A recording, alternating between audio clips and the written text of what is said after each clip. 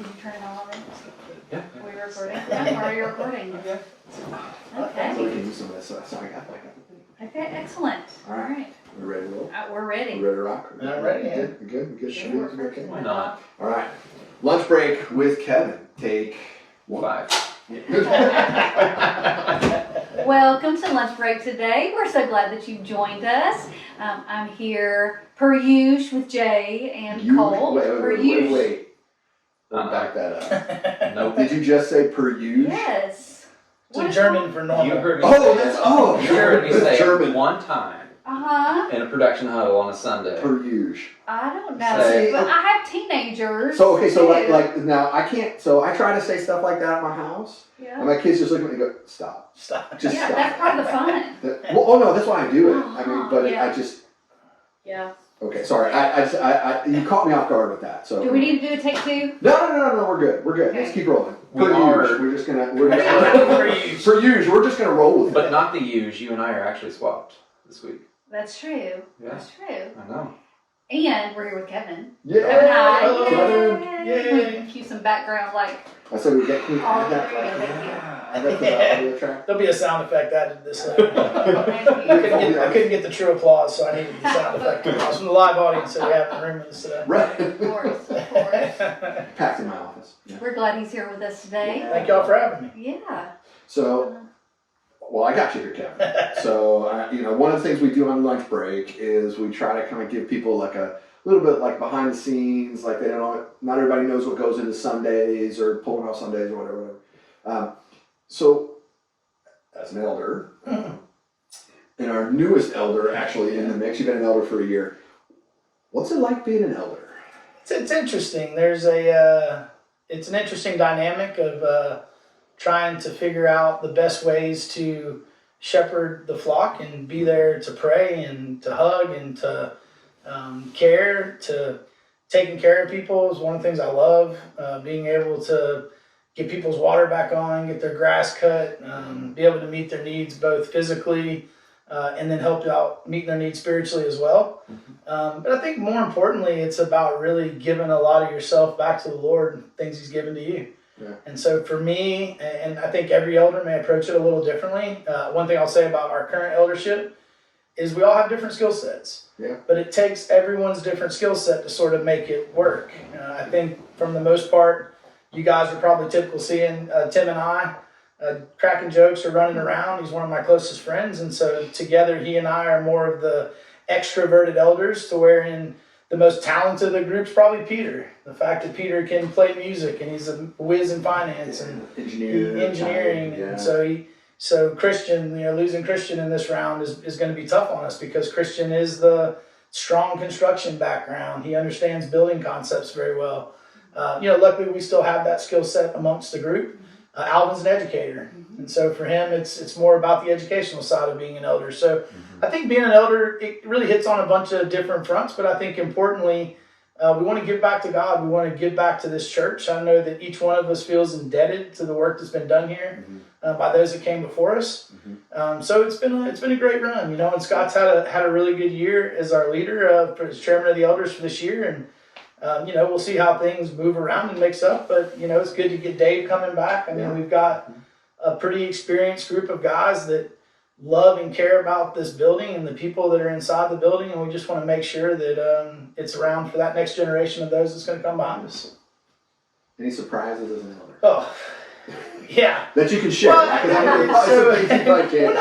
think that each one of us, we have a different perspective of what church is. Yeah. And so sometimes as an elder, instead of dismissing what somebody may think or feel about an issue at the church, you have to be more introspective than that. And you have to really think about, what is that person really after? There's a lot of us, there's different walks of different people that come to our church, and that's what makes our church so great, is the diversity of parishioner and congregant that we currently have. And that diversity may be from a financial side. We have some people that are, much better well off, and some people like me that aren't.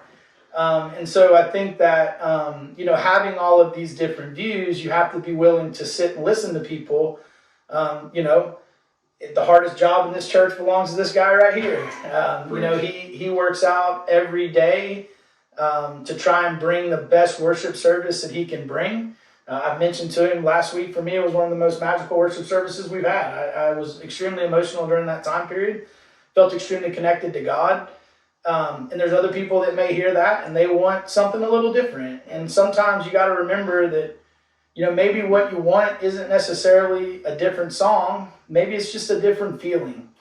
Church is a lot about feeling, and we have memories of going into the old, Baptist church and picking up a hymnal out of the back of the pew and turning to page 137 and singing "Where Art Thou" and moving on to the next one, right? Yeah. So there's Ours was hymn number 363, verses 1, 2, and 4, which was standing on the promises. Every single second. But that's just another thing. Yeah. So yeah, I think that there's we have such a great congregation, You do. and so the biggest joy for me in being an elder is there's a lot of hard work that goes into it. I think anybody that's thinking about taking on this role later, and we need qualified elders to come in and want to do that. Yeah. But it's work. You got to want to, what you get out of it's what you put into it. So for me, we work hard all week to make sure that things are the way they're supposed to be, that the church is where it's supposed to be, and Sunday morning is sort of our reward to be able to come in and hug a bunch of necks and talk to the people and make sure that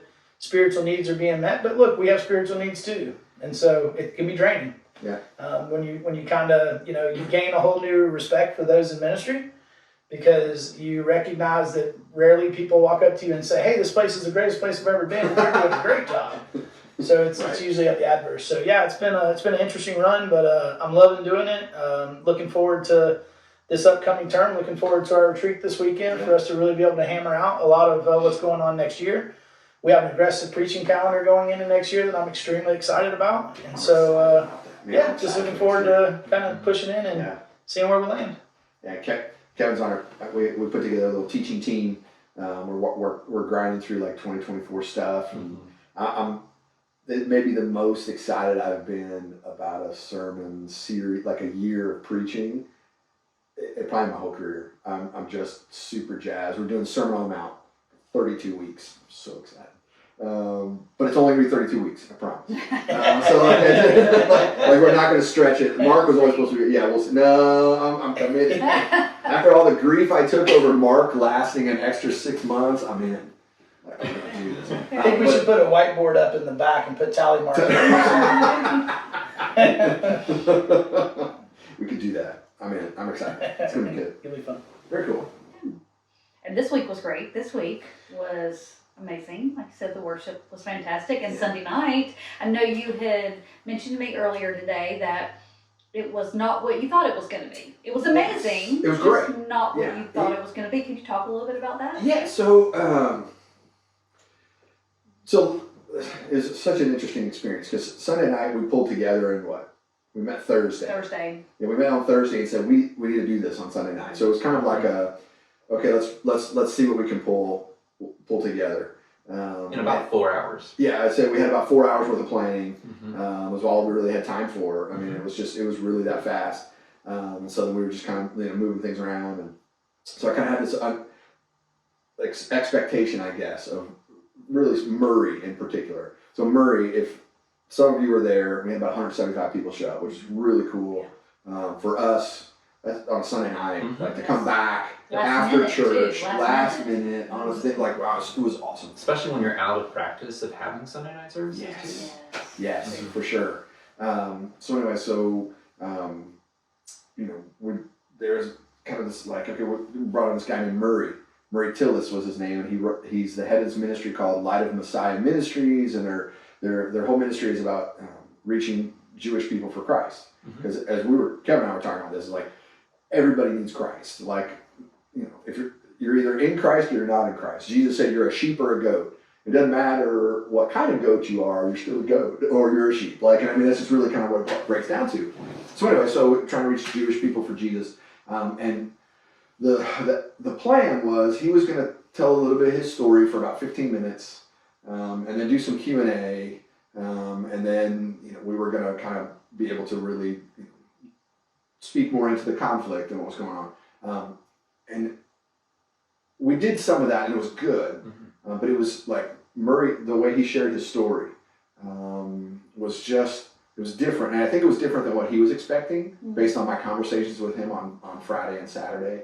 Because he said this in the event. He was processing out loud with us. He's working through his grief process as he's standing up there talking. So I think it was kind of something different for him too. Yeah. And then we had Q&A time, and I gotta confess, I gotta be honest about this. When the students started walking up to the microphone, I had that, oh Lord, please help us, because I got teenagers. I got 2 teenagers, and then I got an 8-year-old and a 3-year-old. And some days I just don't know what questions are gonna come out, what they're gonna say. And I was impressed. So you guys got a little taste of what we get to experience as the youth sponsor on Sunday nights and Tuesday nights. Yeah, One Sunday morning suit. They are amazing. I was really impressed with our Our students. kids are amazing. I actually left there with a broader sense of humanity. Like I left there feeling better about the world. And I think it's a credit to the parents that we have out there. Yeah, for sure.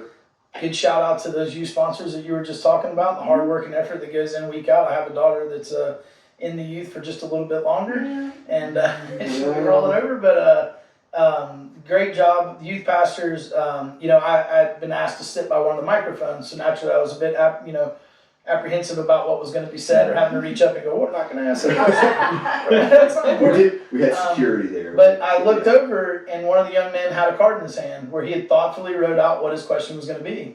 That's And awesome. I know that after speaking with Stacy, that was sort of a requirement that they wanted to sort of vet some of that. And the kids that went up and spoke were a true credit to their parents, to their youth sponsors, to their youth ministers, to our church. It was a really, really good time. And I think after it was over, we were talking to Murray. Murray was really taken back by, wow, you didn't expect to get such intellectual questions coming from the from the youth in the way that they did, and it was good to see a sprinkling of adults coming up. But I think, like happens a lot of times, courage was built based off the backs of what those kids were willing to go up there and do. Yeah. And so I just want to, I think a big shout out goes to them and the parents, and Yeah, I for felt sure. it made the event really good. It was. I agree. And again, it was. I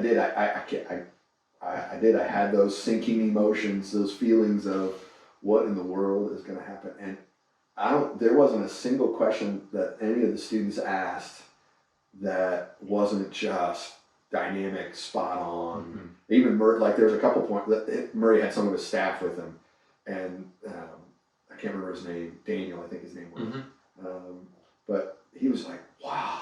Good question. Like as these students, middle school kids, I high was school gonna say, kids. I don't even think it was high school. I think It was mostly middle middle school. school. Yeah, they're asking these questions. He's like, oh, and Murray afterward, I was talking to him. He's like, it's awesome. Those are some good questions. He was taken aback too. It was cool. Yeah, it was really awesome. But it was not what I expected. Right. Not at all. Not Right. on any level. So I thought it was really cool. It was. Hopefully we're gonna have Murray back to do a Passover Seder at least. No. But he was talking to me about the Festival of Booths. You and I talked about that, I know.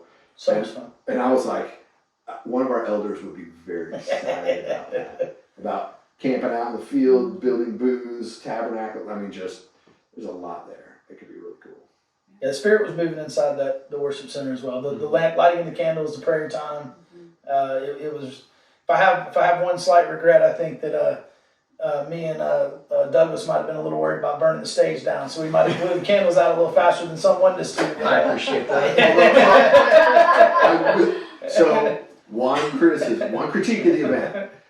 We may need to have like a candle lighting Master seminar or match etiquette. Because, man, I'm sitting up there and I'm watching and I'm just like, oh man, please don't burn the building down, please don't burn the building down. And so many people, they'd light a match and then they'd hold it like this and the flames come up and burn in their hand. They're like, I'm like, oh gosh. I found myself tilting up a lot of candles. Can't help you. Let me help you with that one. This is movable. Yeah, you can pick it up. So, but it was fabulous. It Absolutely really great. was. Great. It was. Thank you for talking to him and organizing, helping to figure Well, that was- that out So and get him here to do Alan that. Scott was really the senior pastor at LifeBridge. He's really the kind of the guy who launched all that. He knew Murray, had worked with him once before when he was down in Roswell area, because I'd never met Murray before. And so now I got this friend, and he and I've already talked a couple times this week, just to, hey, how's this, whatever. It was really, really cool. That's great. So yeah, it was awesome. Yeah. All right. So this week, what's coming up? What are we gonna be singing, Colts? Will not be changing We've anything. missed having this part of our lunch break. Yes, We we didn't get to have. talk about You guys this. didn't even just like a split second look and plan and say like, oh hey, these are the songs. We What's got Planning Center? That's it. Planning Come on. Center. That's about Oh, sorry. that's about the vibe. Thank you. Anyway, I won't change anything last second like I did last Sunday during the That's staying okay. together. That was fun. Okay, It was 'cause fun. I we loved had a it. theme. We had something, We did. So this week we'll be doing Jehovah, Rest on Us, Living Hope, and There's a King. Mm-hmm. Seated among us. I like it. Yep. So, And we're in Mark, right? No, wait. Oh! We're not. Although I We're will say, usually so Mark, right? this No, is we're my study Bible, and it naturally opens to Mark now. If I just do that, flop it opens to Mark, because it's just so. No, we're doing. Big announcement. What are we doing? I don't know how to figure it out. No. So we're gonna do for a couple of weeks. We're just gonna do some random Old Testament stories that I just love. mm-hmm. And for this Sunday, we're gonna do just one of my favorites, and I know again, favorite. But it's the story of David and Goliath, and I'm gonna bring out an illustration I did 9 years ago. So 9 years ago, I did this. I did this visual aid for David and Goliath. You know what I'm talking Well, yeah. Yeah. Don't tell them. I won't tell. Might Okay. have had a little birdie tell me. Yeah. Yeah, So Yeah. because it's I'm trying not to use. I think I come with a different It's word your than favorite. favorite. But it is the coolest visual illustration I've ever done. Yeah. The toothpaste one's good, but this one's better. Yeah. This one's better. People will Like, be talking about it when we get yeah, done. well, so. and people will remember it. So I know Yes. there'll be some who'll be like, "Didn't you already do this?" Yes, 9 years ago in August of 2014, I did this. So yeah, but and we're going to talk about David and Goliath, and we're going to talk about there's 3 layers to the story. Most of us just think, okay, David and Goliath, and he kills a giant, whatever, blah blah. But there's actually 3 layers to the story. There's the kind of the surface layer of, okay, here's what's actually going on in the text. Here's there's an actual guy named David. There's an actual giant named Goliath, and he's actually 9 feet 6 inches tall, like in some of these things. But then there's the layer down from that. That's more personal for us about when God is on our side, basically, for lack of a better term. Those giants that seem so large, that loom large in our world, man, who's able to overcome our God. Like, I mean, so and David speaks that into the text. He's like, "You've come at me with sword and spear and all these things, and you're a huge giant, whatever. But I come to you with the living God." And it's so there's that. But then there's a third layer that's even deeper, and because this David and Goliath story, it's a picture of Christ, because Christ is David.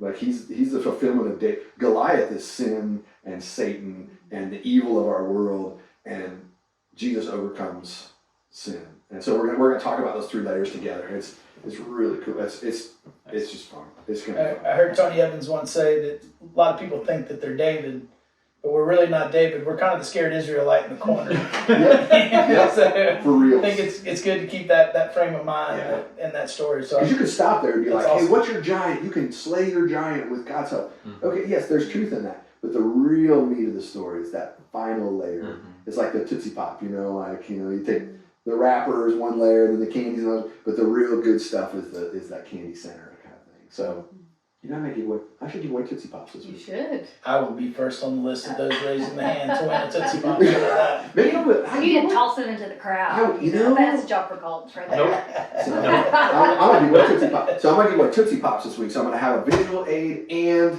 Tootsie Pops. So Should you get a t-shirt gun and stuff Tootsie Pops in there? could you imagine the lawsuits because people losing their eyes and like go to the emergency room? Yeah. There's no getting room. For those wondering, these are not Tootsie Pops that are run to the inside here. This is they probably contributed to the fact. You have a favorite color? Red. Red, of course. Yeah, Okay. Go Bucks. Yeah. What happened to them last week? Do we have Do we want to go to there? talk about this? The music was such a good conversation. David and Goliath. That's what I felt Sorry, like. sorry. About music Sorry. and whatever's happening right now. Colt and I will Colt glaze wanted to over as you talk Colt about wanted to know so bad about Tampa Bay Bucks and the Detroit Lions. Like he really wanted to know what happened. Colt's the first person I call most Sunday afternoons after the game's over, Yeah. just to follow up and Just- see what his thoughts are. Yeah, yeah. His coaching style is right in the Silence. corner. Future color commentator right there. Yeah, sure.